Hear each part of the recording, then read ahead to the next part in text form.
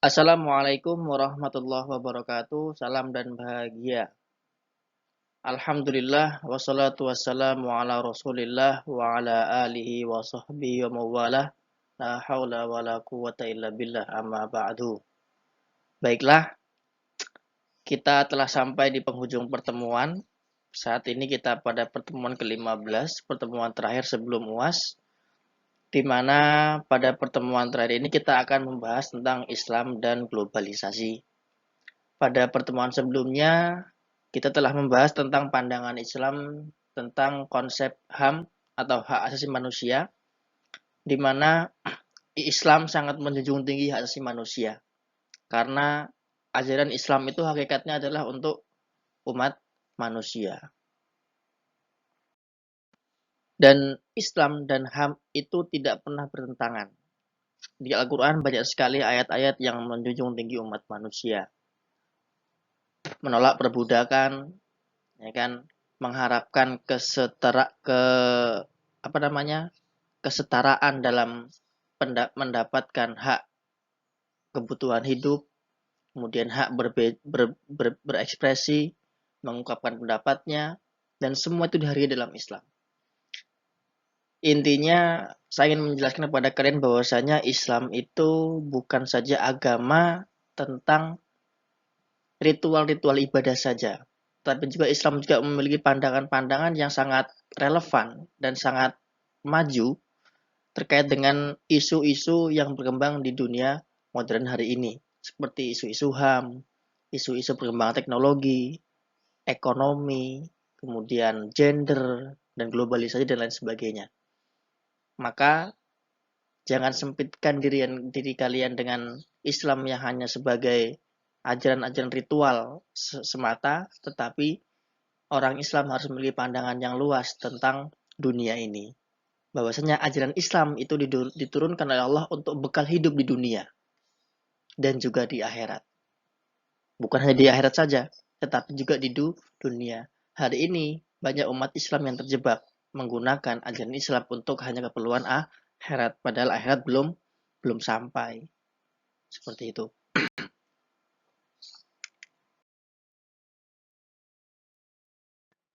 Baiklah, sebelum saya menjelaskan mendalam tentang globalisasi, terlebih dahulu kita harus bisa memahami apa itu globalisasi, apa itu modernisasi, dan apa itu westernisasi. Ini berbeda ya.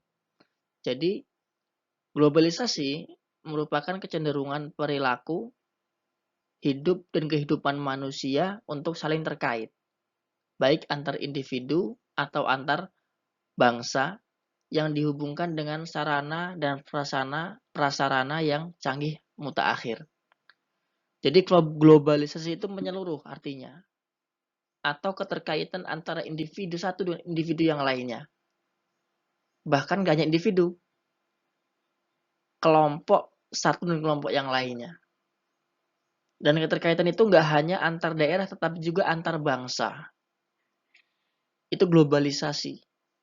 Yang hubungan itu disatukan, dihubungkan dengan sarana atau alat yang dapat menghubungkan mereka. Itu globalisasi. Artinya apa?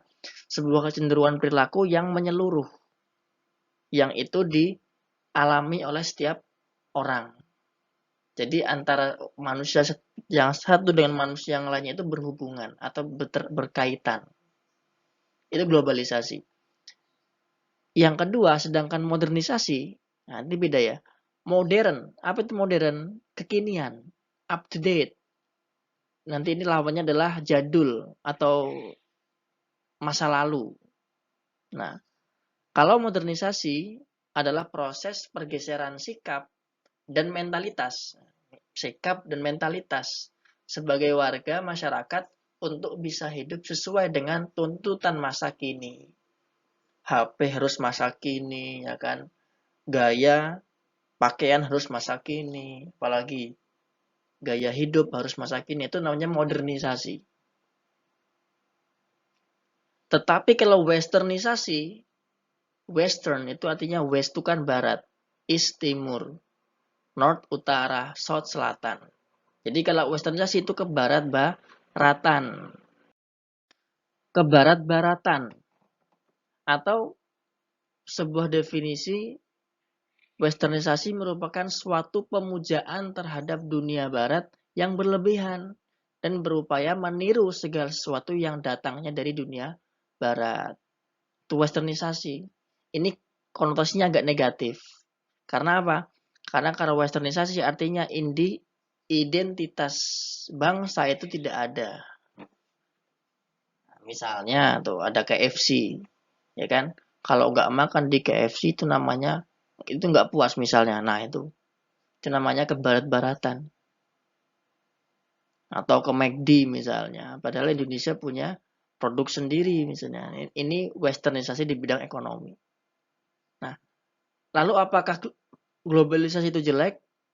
Apakah modernisasi itu buruk? Atau westernisasi itu buruk?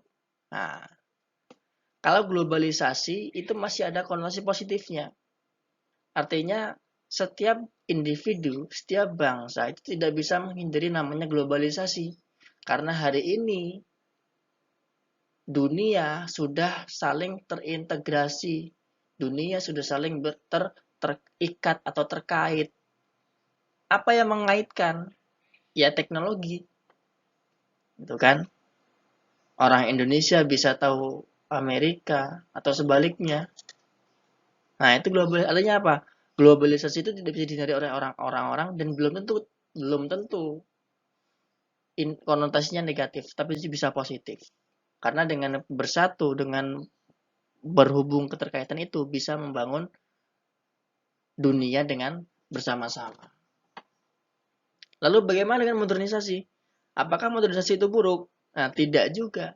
Sesuai dengan konteksnya. Ketika kekinian itu baik untuk sebuah masyarakat, sebuah individu, maka modernisasi itu bisa digunakan. Nah, dan bagaimana dengan westernisasi atau kebarat-baratan? Nah, ini yang kurang berkonotasi positif. Dia agak negatif konotasinya. Kenapa? Karena menghilangkan identitas yang sesungguhnya. Ketika orang sudah westernisasi, maka dia sudah tidak punya identitas dirinya sendiri. Maka sebuah bangsa harus bangga dengan bangsanya sendiri. Orang Indonesia harus bangsa dengan Indonesia sendiri. Ya kan? Karena ketika kita mengikuti budaya lain atau mengikuti kebiasaan orang bangsa lain, maka kita kehilangan identitas bangsa. Kalau bisa seperti Jepang. Dia global, dia juga modern, tapi dia tidak pernah kehilangan identitas dirinya. Lihat sikapnya, dia punya ciri khas sendiri, tidak ikut-ikut bangsa lain. Itulah yang membuat kenapa Jepang itu bisa berkembang dan maju. Ya ini ya harus dipahami apa itu globalisasi, apa itu modernisasi, dan apa itu westernisasi. Dan itu berbeda. Dan hari ini, pada materi ini kita akan membahas tentang globalisasi dalam pandangan Islam.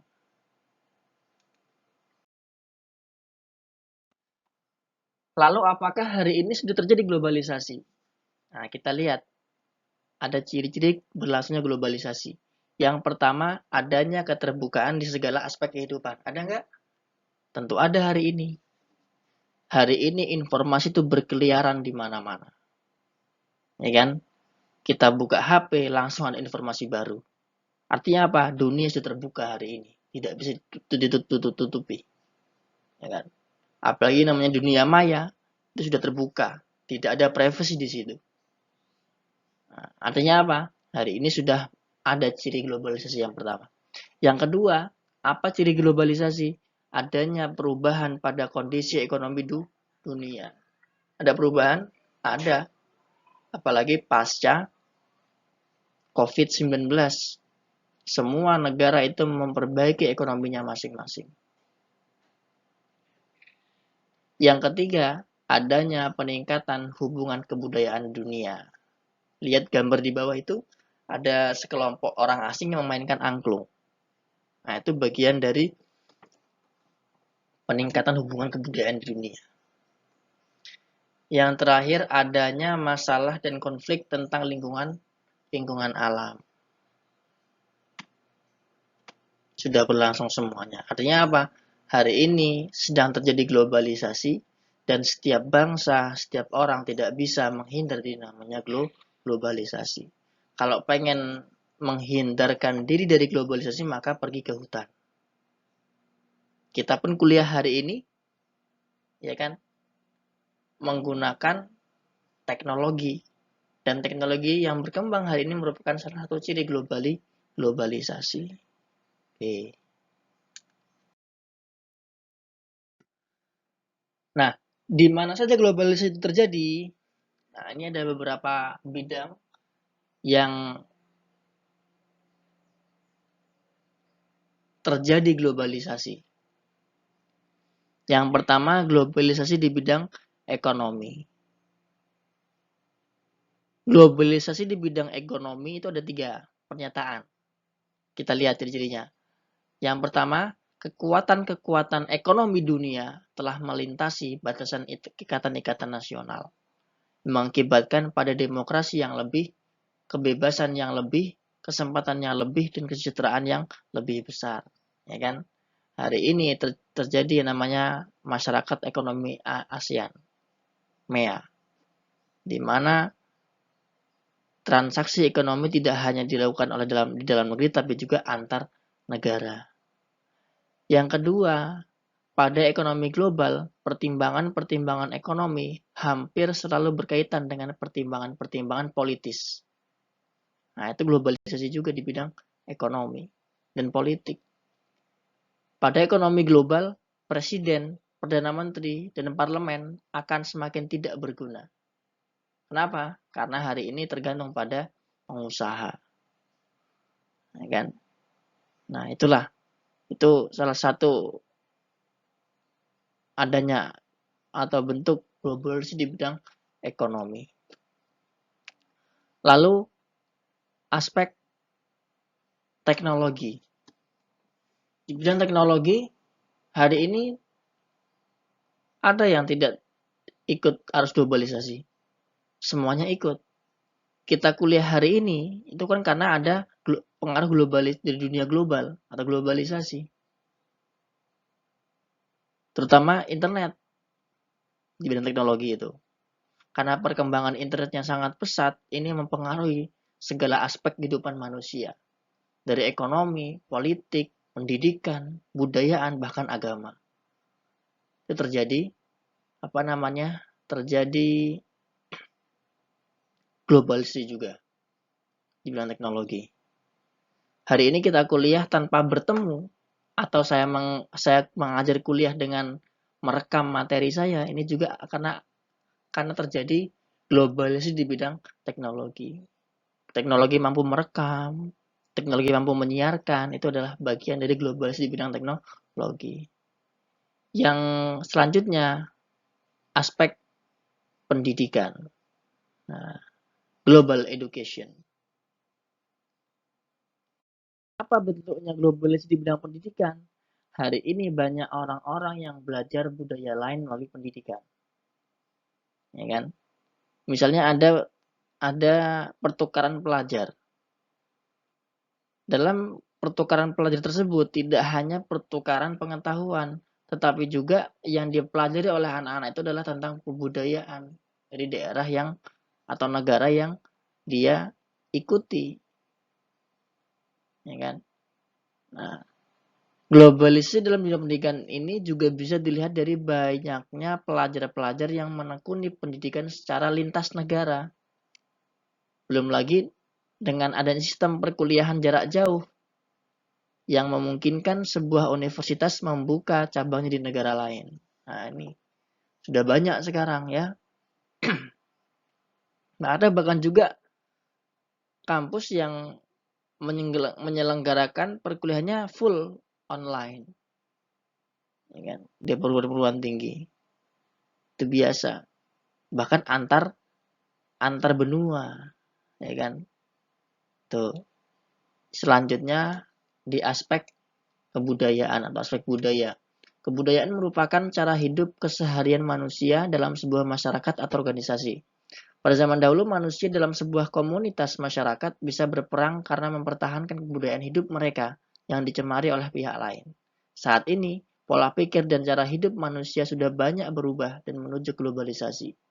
Paloma Pico mengatakan, the world is becoming more and more cosmopolitan, and we are all influencing each other. Ada beberapa kategori kebudayaan di dunia ini yang telah berada dalam bentuk globalisasi, yaitu makanan, itu budaya, pakaian, film, musik, dan hiburan, penerbitan, siaran televisi, dan bahasa. Ini adalah aspek di bidang budaya. Makanan, junk food, ada McD, ada kebab, apalagi ada KFC, ya kan? Itu di makanan. Tetapi makanan Indonesia juga mempengaruhi dunia global apa? Indomie, ya kan, dan lain sebagainya. Pakaian, jangan sampai kita terlalu westernisasi pakaian kita mengikuti pakaian-pakaian gaya-gaya barat. Kita punya ciri khas sendiri. Karena kalau ini terlalu berlebihan, kita mengikuti arus global yang berlebihan, maka akan cenderung ke westernisasi tadi, ke barat-baratan tadi. Yang belum tentu itu cocok dengan daerahnya atau negara di mana dia berada. Itulah, ketika orang terlalu jauh mengikuti arus globalisasi, maka tidak jarang terjadi yang namanya westernisasi atau kebarat-baratan. Kalau tidak ini ya tidak, itu namanya kebarat-baratan. Itu di bidang budaya. Belum lagi di perfilman, di permusikan, di hiburan, bahkan di siaran televisi dan penggunaan bahasa. Lalu terakhir itu globalisasi di bidang agama. Dan termasuk agama juga tidak bisa terlepas dari yang namanya globalisasi. Dan kita tahu bahwasanya Islam adalah agama yang universal dan dia juga ajaran yang global. Suatu keharusan yang tidak bisa ditawar-tawar lagi. Bidang agama itu pasti terjadi.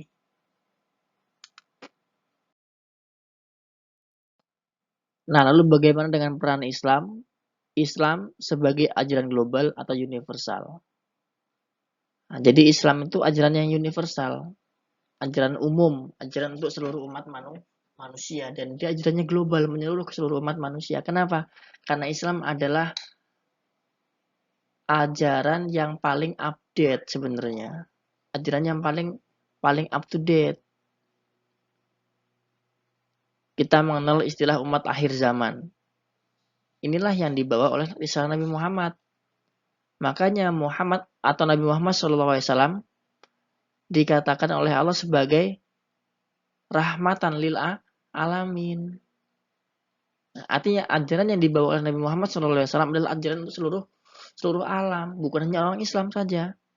Begitu pula dengan Al-Quran. Al-Quran adalah kitab suci umat manusia. Kenapa? Karena dia sebagai wahyu atau kitab suci yang paling akhir yang diturunkan sebagai pedoman atau bekal untuk orang bisa hidup di dunia hari ini, gitu kan. Ya.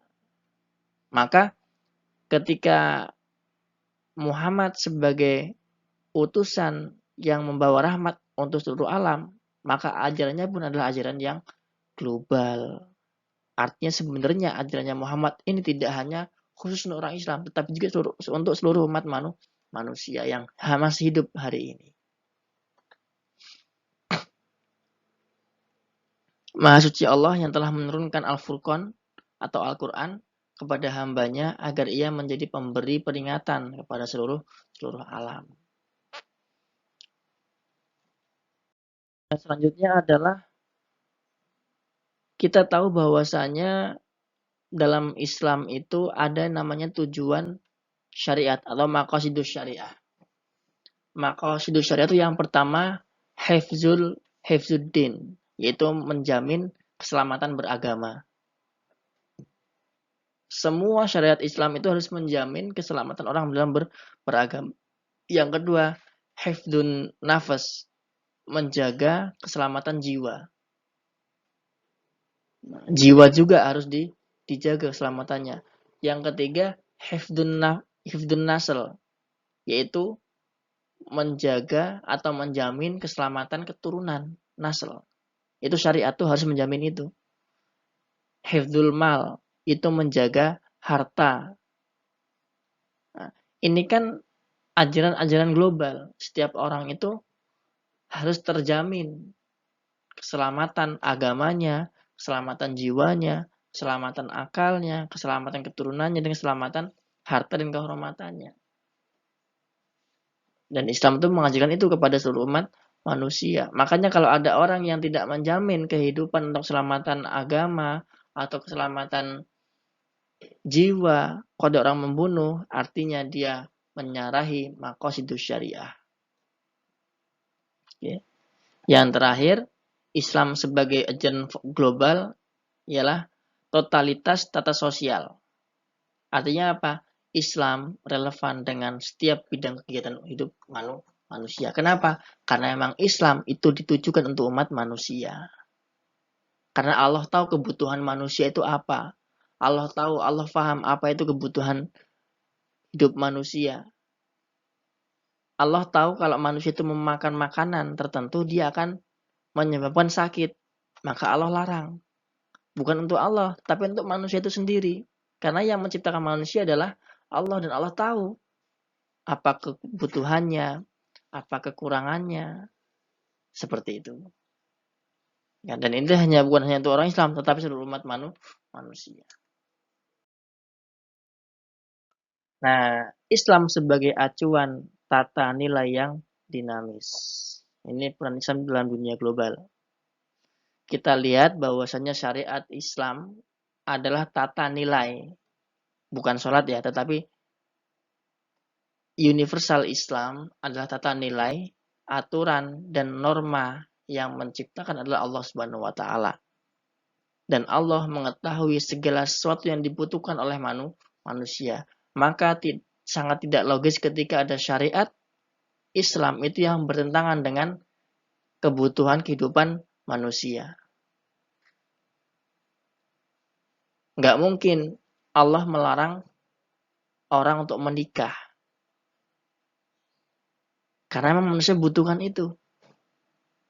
Nah, itu ya. Oke. Dan Allah mengharamkan atau melarang sesuatu itu karena juga Allah tahu bahwa manusia tidak butuh itu. Dan itu membahayakan manusia. Oke.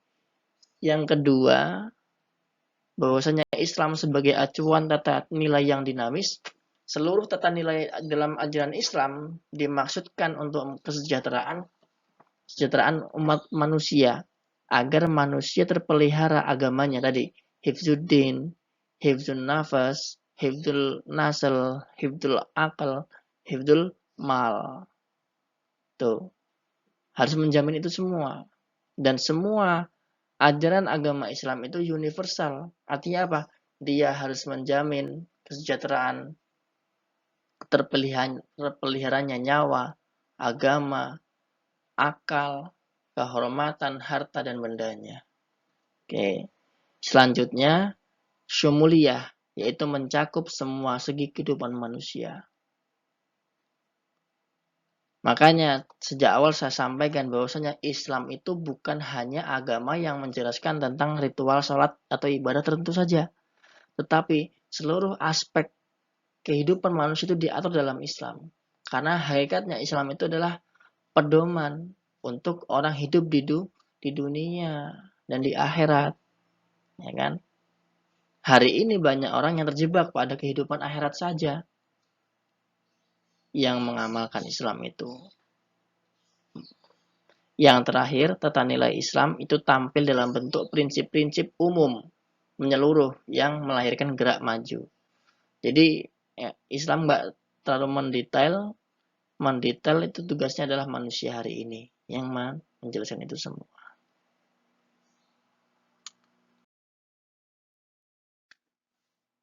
Lalu apa saja peran Islam dalam dunia global?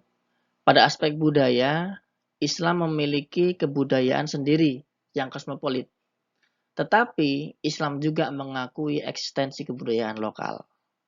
Ya, ada Wali Songo yang tetap menghargai kebiasaan atau kebudayaan lokal orang Jawa. Ya. Oke, itu artinya Dari aspek budaya, Islam menghargai selama kebudayaan atau tradisi mereka itu tidak melanggar norma-norma umum yang Allah ajarkan dalam agama Islam. Ketika suatu budaya itu melanggar aturan Allah, maka tetap ditolak oleh Islam.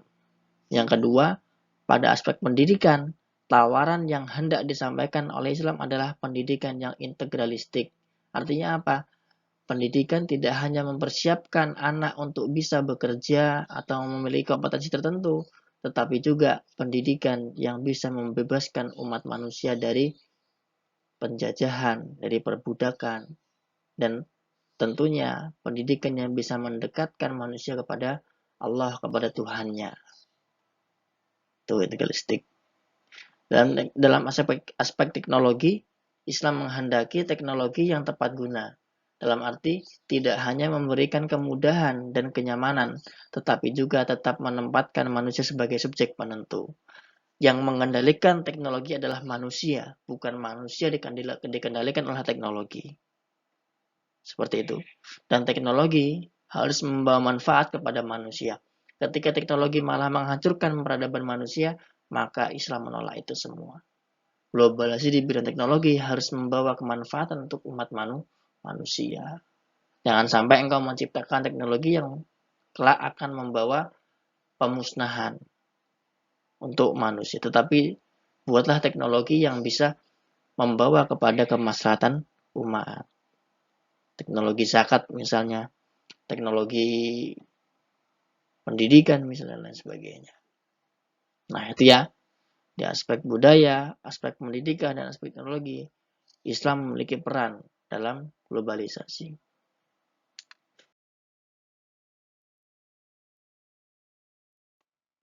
Baik, demikian tadi presentasi tentang Islam dan globalisasi. Ini isu yang sangat menarik untuk dunia Islam. Islam tidak menolak globalisasi, Islam tidak menolak modernisasi, ya kan? Tetapi Islam memiliki ciri kebudayaan sendiri. Islam memiliki aturan yang universal, yang itu mengatur seluruh aspek kehidupan manusia. Tidak hanya tentang kehidupan di masa yang akan datang atau di akhirat, tetapi juga kehidupan di dunia, Islam juga mengaturnya.